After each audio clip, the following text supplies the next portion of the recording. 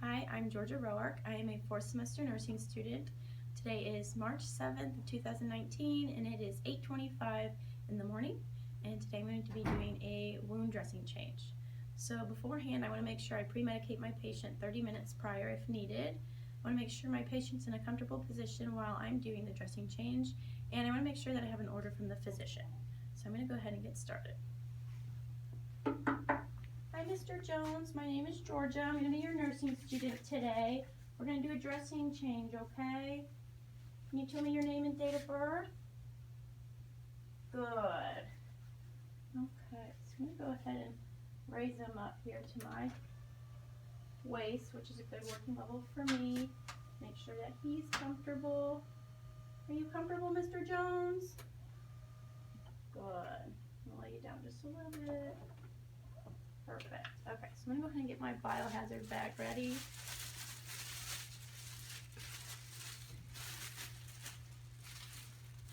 Mr. Jones, I'm going to be setting some stuff at the bottom of your bed, okay?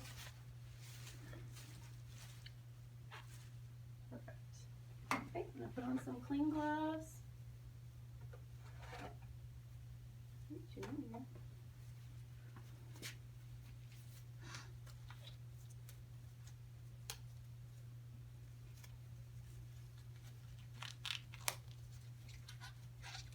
Okay, I'm going to go ahead and expose my patient's wound dressing. Still providing for some privacy. Okay, I'm going to go ahead and start taking the old dressing off. So starting by taking the edges of the tape and peeling them underneath so that they don't re-stick to the skin or anything. Okay, and as I'm pulling off each layer, I'm going to be checking for drainage. So I'm going to be checking for type of drainage, what color it is, the odor, and kind of the amount. So I'm going to keep pulling gauze out here. I'm also going to be assessing the wound. So it looks like this one's beefy, red, and moist, which is good. Okay, I'm going to go ahead and get rid of this.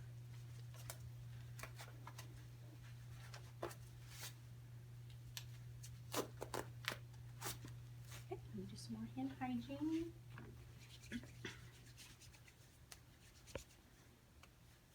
Okay, I'm going to go ahead and move my Germ-X out of my way.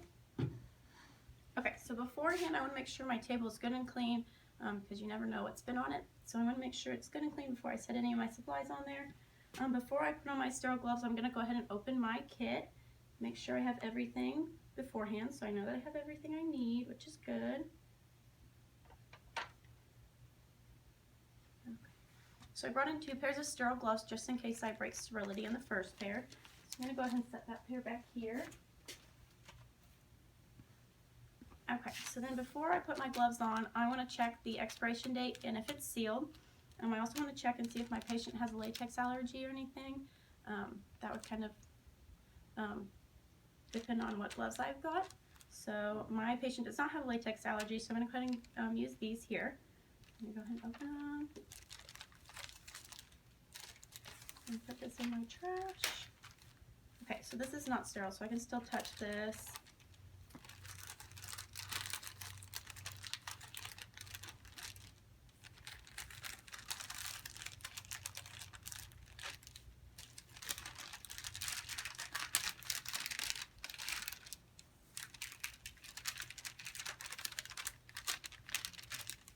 Okay, I'm going to put it on my dominant hand first.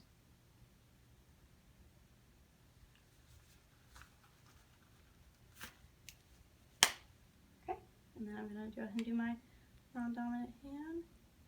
I do have a 1-inch border so I can touch around the edges.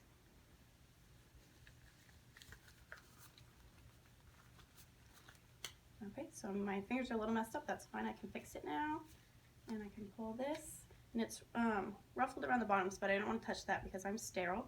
So I'm going to go ahead and get rid of this into my trash. Okay, so now I'm ready to get my sterile field ready.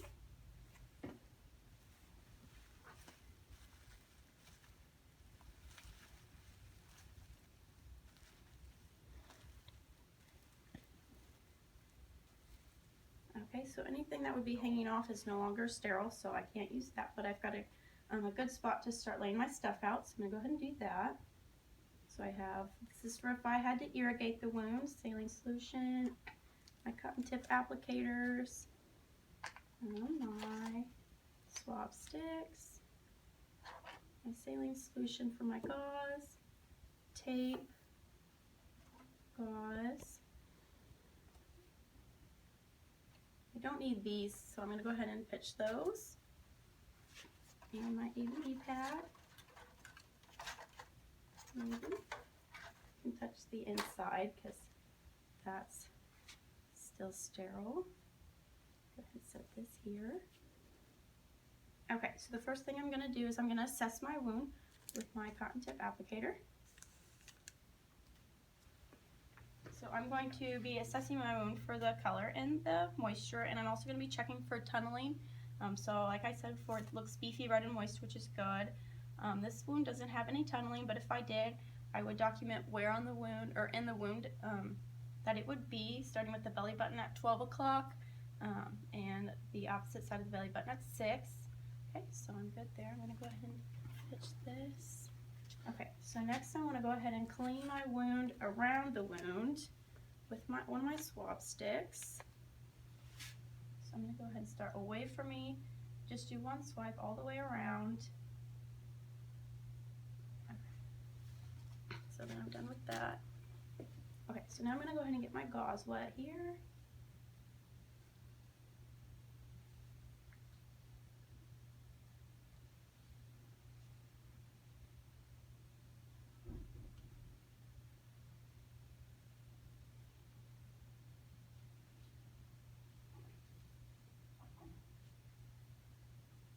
Okay, let me do one more. And I'll just leave that. Actually, it's probably going to be packed pretty good. Okay, so I'm going to go ahead and get this moist.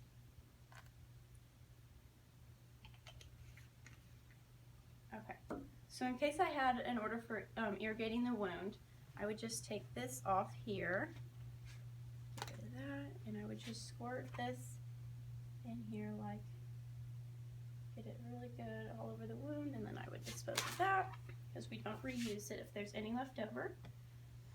Okay, so I'm going to go ahead and get my gauze going here. Okay, and I'm going to get my other cotton tip applicator. Pitch that.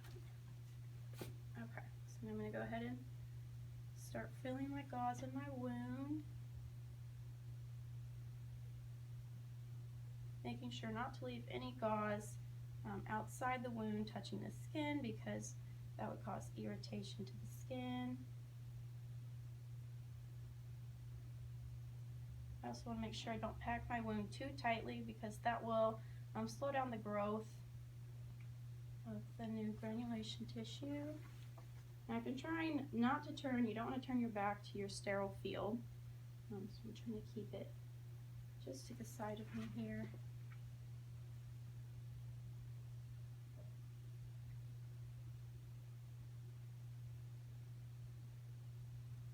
Okay, looks good and packed in there. Okay, so I'm going to dispose of this because I don't want to go back over my sterile field. Okay, so now I'm going to lay a piece of gauze over just for some extra layerage for drainage. And my ABD pad. So there's two sides. One side has a blue line, so blue goes up to the sky. So I'm going to go ahead and lay my pad on there. Okay, so my dressing is on, so I no longer have to stay sterile, so I don't have to worry about that. I'm going to go ahead and take my gloves off because I'm going to go ahead and tape it. If they want to come off, maybe. Perfect. Okay, so I'm going to go ahead and tape my wound here.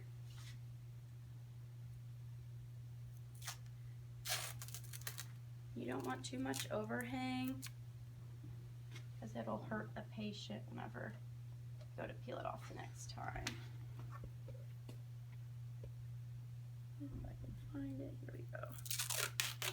So I'm going to do 3 strips across, If it were on the back of the patient towards the sacral area, I would do around the wound, making sure there was a good seal so that way there would be no infection. But I'm just going to do 3 across because it is on the abdomen.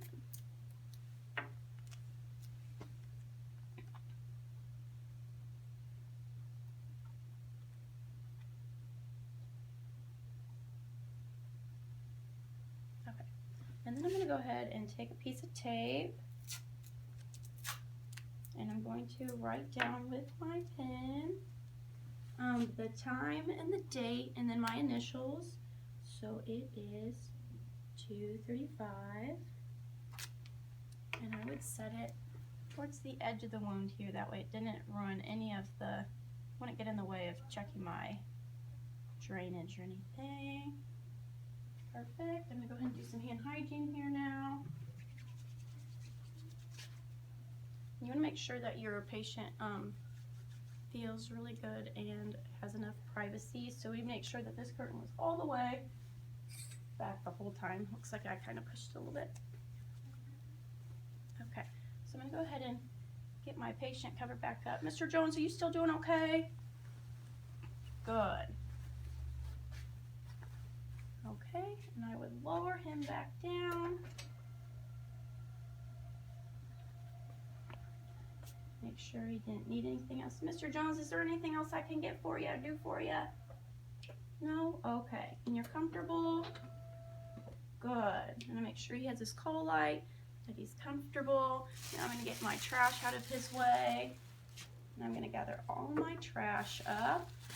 And I'm going to dispose of it. And then I'm going to document my dressing change. So what kind of wound it was, how I did the dressing change, what the wound dressing looked like, with the drainage for color and amount and odor, and how well my patient tolerated it.